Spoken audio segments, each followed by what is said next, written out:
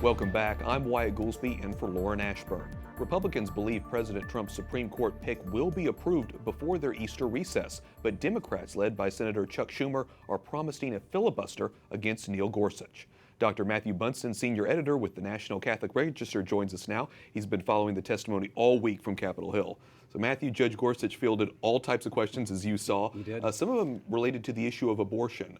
What do you think about his testimony on that particular issue? Yeah, well, it was very clear from the immediate questioning on the part of the Senate Democrats on the Judiciary Committee that abortion was the most important issue as far as they're concerned throughout the hearings.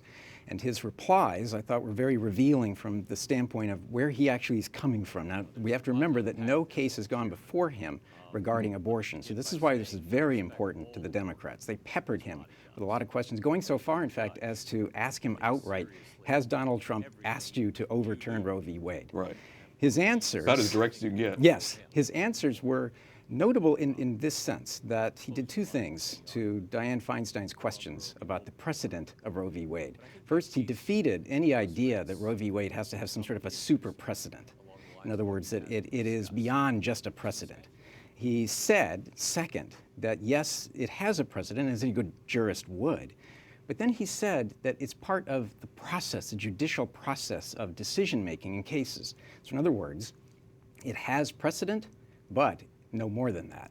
He was also grilled on the issue of assisted suicide. He even wrote a book about that topic, so he has a deep understanding of the issue.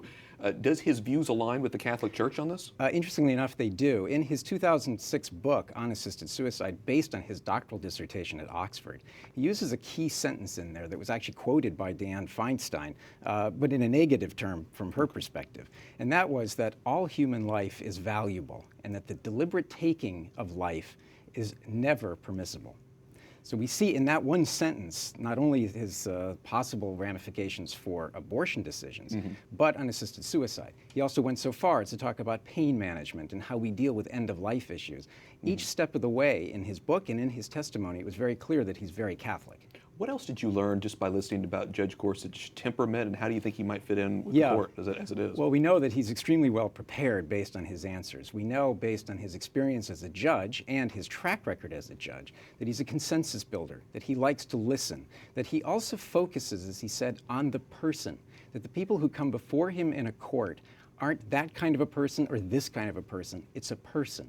And I think that's a perspective that's going to be very valuable on the court as he deals with a variety of different issues and tries to build that consensus. He noted, most importantly, that 97% of his cases were unanimously decided.